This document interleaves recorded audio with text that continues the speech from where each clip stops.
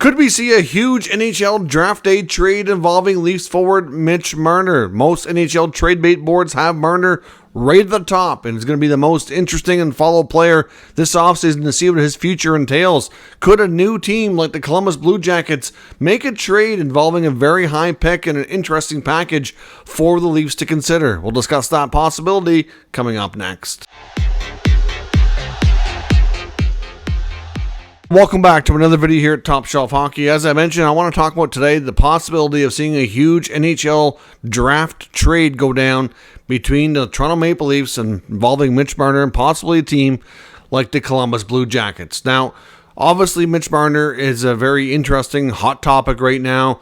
He's probably the number one player that comes up when you're talking about offseason moves, trade rumors, anything of that nature right now. We don't really know for sure what the future holds for Marner and the Maple Leafs, but we do know that there's a lot of uncertainty, to say the least. I know dailyfaceoff.com and Frank Saravalli just put out their first trade bait board of the offseason. Of course, he does that throughout the year as well, leading to the trade deadline, and he has Marner right at the top. So Marner's entering the final year of his contract, which would theoretically start on July 1st, making just a little bit shy of $11 million. Now, we do know that based on the comments from Brendan Shanahan and Brad Treliving at their end-of-season media availability, they made it known that everything was on the table. They're going to consider anything and everything that they want to make this team better. They have, a new CEO of MLSE as well, and they really want to win. Like his comment was, "We're not here to sell jerseys. We're here to win the Stanley Cup." So clearly, we have a whole new regime now, minus Shanahan. Of course, he's the only holdover from the last stretch of time where, we've seen Kyle Dubas and Sheldon Keefe. And, of course, we have a lot of the same players that were involved in drafting and developing. Matthews, Marner, Nylander, brought in John Tavares as a free agent, quite some time ago. That'd be 6 years ago now. He's entering the final year of his contract, too. And certainly some uncertainty around the future for Tavares. But given his age, where he's at in his career, and his contract, I think there's a lot less likelihood that he would waive his no-move clause for one, and I just don't know that the Leafs are going to really get nearly the value that they would out of a player like Marner. The other problem here is, Marner is still young in his career, and I think it would hurt them a lot more to see Marner walk for nothing next summer, if that indeed could play out. Whereas John Tavares, they signed him as a free agent. If they chose not to re-sign him when the contract's up, they got him for free as a free agent, right? So it's not like they spend all this time using draft picks and other assets on him. It's different, and he's in a different stage of his career. Like Mitch Marner, might not have even peaked yet. Yes, he's been in the league a while, but he could still hit another level. He could still go on to do a lot of great things, and the Leafs got to be careful here to make sure that he's not going to go do those things somewhere else and they're going to miss out.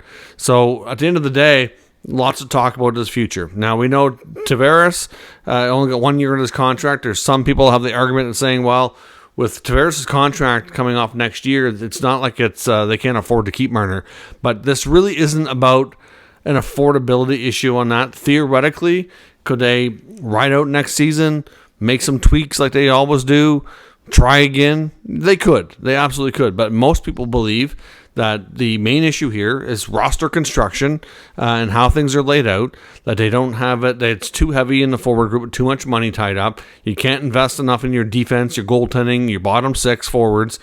So because of that, it's just not plausible to think that they can construct a roster that's really, really serious and contending for the Stanley Cup. I mean, they have tons of skill. They can score lots of goals, but they've had one series win in 8 years. That's just not good enough. So as far as change goes, I really believe that this is going to be the offseason that we do see something more significant. I mean, even in NHL insiders like Chris Johnston, who probably gets more intel from the Leafs than just about anybody, and even Elliot Friedman too, they gave it like a 5 to 10% chance that all four of those core four guys, like your Matthews, Nylander, Marner, Tavares, and you can call it core five if you want, and add Morgan Riley to that mix, that all of them come back. That there's going to be change. There's some people, and I've seen speculation, this is not confirmed. The person who had it out on Twitter is not anybody that I can claim to have good sources, so I'll put it out there just because of what they said. They had believed that that Marner had prepared a list of teams that he would waive for, and it would included, I think, 9 teams. But again, like I said, that's not verified. I can't say that with any kind of certainty. And of course, the other thing that's gotten a lot of chatter this last couple of days is a picture that's hit the internet from somebody who took a picture of Mitch Marner and Craig Berube having coffee at some coffee shop in the Toronto area. Apparently the picture was taken last week, wasn't posted online until the beginning of this week, and it's got all the rage going, like, what are they talking about? Like, maybe Marner staying. I wouldn't put anything into that picture at all. You got to remember, Craig Berube was just hired as the Maple Leafs' new head coach. He was just introduced last week. He's trying to meet with everybody. And as of today, Mitch Marner's a Toronto Maple Leaf. And he's from the area, so he's going to be easier to connect with in person. John Tavares, who went to the World Championships, he was interviewed over there. He said he had a phone conversation with Berube, kind of brief, 5-10 minutes, but he had acknowledged that when he gets back, one of the first things he'd be doing was meeting with Craig Berube. Berube is very much trying to get in front of meeting everybody. That's just what a new head coach does. It's not unusual at all. The Senators just hired Travis Green. Well, they had like 4 players, over 4 or 5 guys at the World Championships. He flew over to Prague to go meet them, see some hockey, maybe check out some prospects. That's just what they do. So as far as that picture goes, I wouldn't put anything to it. Just because Marner and Berube were having a conversation in a coffee shop, that doesn't tell me he's staying, and it doesn't tell me he's going. It's nothing, in my opinion. So, at the end of the day, the belief is, and has been since the season ended, that Marner is likely to get dealt. Now, we've already done some other videos talking about the latest we've heard. I know Pierre LeBrun had a piece, I want to say in the last 4 or 5 days, saying that as of right now, he can't say with certainty that Marner is going anywhere. So that the Leafs have not talked to him yet about waiving his no-move clause or getting an idea of what teams he may go to or if he would at all. Well, you know what? It's early in the offseason. They had just finished hiring Berube. Give it time. They're going to want to do some more internal discussions and planning before they really get serious around having that conversation with a player. Obviously, like I said, they're going to want to get the new opinion here of Berube, Shanahan. You have Trey Living. They're going to be having lots of meetings, talk to their pro scouts. It's not something that I would expect to happen that quickly. So again, that piece to me, really nothing newsworthy. To me, the earlier reports of Chris Johnson, Elliot Friedman, the Connecticut guys, not that LeBrun wouldn't be, saying that they give it, almost zero chance of him returning. That's when I think, okay, this is very likely going to happen. They're going to have this conversation at some point, and if it's going to happen, it's probably going to happen around the draft, or maybe even after. Now, of course, a lot of players, depending on their contract status, if they have like a no move clause or no trade or something that kicks in next year, well, that next year is July 1. So, of course, the draft is just a couple days before. Not in Marner's case because he's already got the no move, but in players that could be coming back as a return or whatnot. The other reason that I've seen people kind of perk up about Columbus being a destination here in the last couple of days is because of the changes we've seen. Now, Don Waddell, they're going in a new direction. They get rid of their general manager this year. Kekalainen's gone. John Davidson's been playing the role of GM, and he's stepping aside. He's going to move kind of back to the distance here as an advisor. Don Waddell's running the show. He's likely going to bring in some more bodies to kind of do more of the GM type roles, but he's overseeing it all. And Don Waddell, to me, is a very competitive guy, and I think he's going to be given the opportunity to take this team and to try to make it more competitive. So they've got a pretty good prospect pool. They've got a really good looking young goaltender, 23 years old, Jet Greaves, having a heck of a playoff run with the Cleveland Monsters. So I do wonder if they see him as a goalie of the future. He needs a new contract this year. It's going to be interesting to see how that plays out.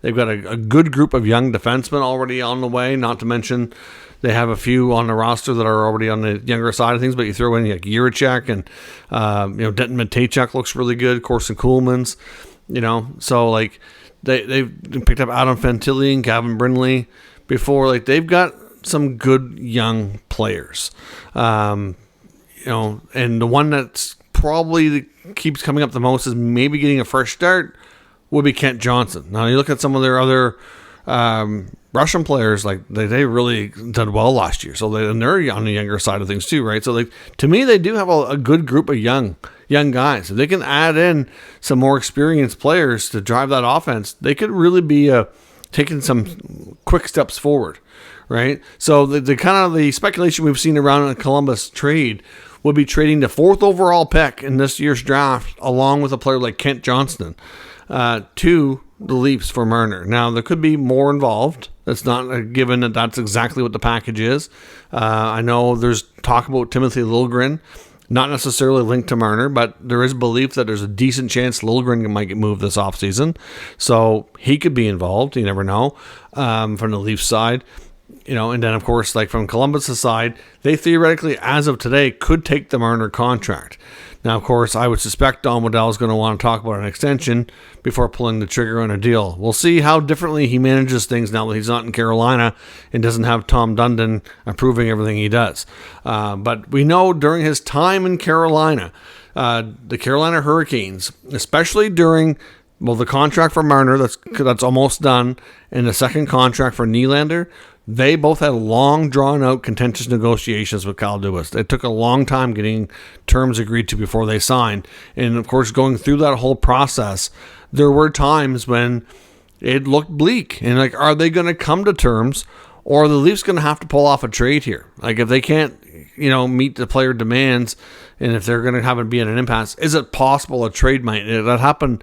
It came up in conversation numerous times. And whenever it did, it was always the Hurricanes that were like the main team that were kind of mentioned. I honestly think Don Waddell, that's just my personal opinion. I can't verify this, but I just think that Waddell had a really heavy interest in guys like Marner and Nylander. Like they always want to bring in more skill to the Hurricanes. So, certainly I think that interest was always there. I wonder if it still is. And not only that, but regardless if it is or it isn't, like I said, this change for the Blue Jackets, to me, is I think you're going to see them be a little bit more aggressive with trying to get things turned around. Like they've really had, down year. They've made some good moves in recent years that have not really paid off. And you got to wonder, they get Johnny Gaudreau in a longer-term deal. You got to wonder about the future of Patrick Laine. He's a really good hockey player. Maybe a guy like Marner could come in and play with a Laine, and maybe that helps get Laine on track, and maybe Laine stays. Like I said, you got some top young talent like Fantilli and Brindley. I know Fantilli had a good relationship with Laine too, so maybe Laine doesn't move. Maybe he stays. Hard to say, right? I know goaltender Elvis Merzlikins had expressed interest to move along and be moved. The Leafs do need to secure some goaltending. I don't know that they would take Elvis at his full contract, but if Columbus is willing to eat some money, is there a player there that they may like? Now, the other thing about this futures-based package, like Johnson and the 4th overall pick, it's probably not ideal for what the Leafs want. Many people believe that if the Leafs are going to pull off a Marner trade, that they're going to want to bring in another higher-end forward, ideally somebody who might be similar age, maybe younger, but making less money and maybe play a different style so they can change up how the team is built. One thing that top 6 is missing is, a more of a skilled player that's a little heavier, plays a different style of game. Like you can look at Domi and Bertuzzi. Like Domi, to me, like he's not afraid to fight, but he doesn't play a super aggressive game. Bertuzzi can be a little bit more, I guess, sort of a power forward, but not really. Like, I'm not sure exactly who the Leafs would target in that sense. But, obviously, if they're going to move Marner, it's because they don't see the playoff results coming with him. And they're probably going to want somebody who can be very effective, very offensive, but plays a different way. Who that player is, I don't know. But they could easily have the assets. And maybe that number 4 pick doesn't stay with them. Kent Johnson's a great prospect. He could maybe play in their second or third lines next year. Could be a good piece to build around. He's got a lot of skill as well. And maybe they don't keep that number 4 pick. Maybe they flip it. Obviously there's other names out there in the forward group that, might be interesting. Craig Berube's going to have some input on who some of these guys might be as well. He's probably going to want to bring in some guys from that he's worked with in St. Louis before. Maybe that there's been some talk there. Maybe they use that pick to get a goaltender. Could they flip it to the Predators for UC Saros? Maybe could it be like a Leafs, Jackets, Preds three-way type of deal? That's a possibility. I wouldn't rule that out. I mean, Marner's also been linked to Nashville. And to be honest, if he is moved, and I think it would probably be great for him to go to a market that might be a little quieter and he can kind of fly under the radar, but yet still be himself and have fun and, obviously be a good part of the team. Columbus is a good market for that. Nashville's a good market for that. The new Utah team's a good market for that. And to me, I really think it's likely that the Predators do move Saros, even though Barry Trotz is not going to come out and say that publicly, because obviously he wants to increase value, and the more he makes teams think he's keeping them and signing them, the more they're going to hopefully pay more to try to get him out of there. That's just negotiating 101 through the media. So, either way, some kind of package around that. But with the Jackets going after and adding a whole new front office now, I do wonder how much more aggressive they might be. They have an interesting asset there in that 4th overall pick. They've been linked to the London Knights. Obviously, where Sam Dickinson plays, he could be the pick if they keep it. There's some talk that Mark Hunter of the London Knights could possibly join the Jackets front office.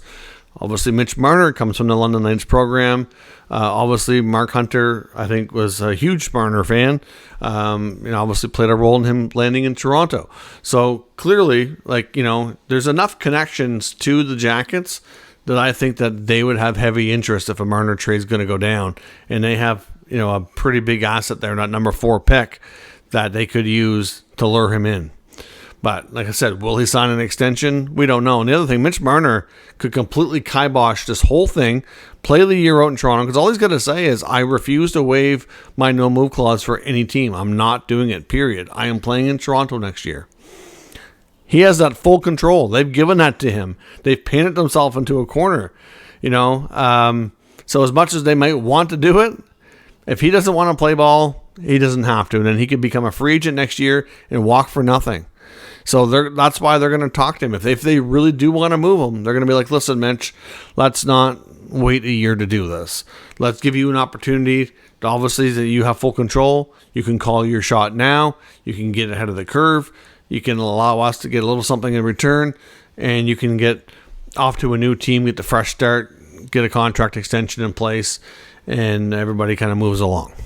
That's the conversation that they're planning to have, according to the insider. So we will see if that conversation does happen and if this trade does take place. Like I said, I think one of those quieter markets would be a great spot for him. We know Utah coming into the league wants to make a big splash. Lots to talk about that. So they have a high pick. They have some young players that might interest the Leafs. They'd probably love to get Sean Durzi back, who they originally drafted.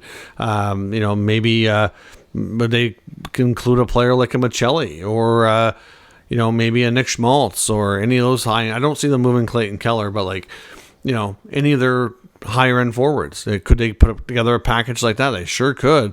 I don't know if they want to. Obviously, it's the same management that Arizona had, so we'll see. But certainly, one of those teams, or like I said, maybe, because there's been lots of talk about Marner for Saros, right? And that very well could be a thing too. I would not rule that out. I really think if it's going to go down, that those are your 3 most likely landing spots. But we'll see. Columbus has kind of jumped into the forefront here with some of their changes lately and all the connections. So let me know your thoughts. Do you see a likelihood of a huge Marner draft day trade involving the Jackets or one of these teams, other teams we're talking about here as well, like maybe the Utah team or the Predators? Let me know your thoughts down in the comments. We'll discuss further. If you're new to the channel, make sure you subscribe and stick around. We'll keep you up to date with all the news, rumors, and analysis of all 32 NHL teams. Thanks for watching. I'll catch you next time.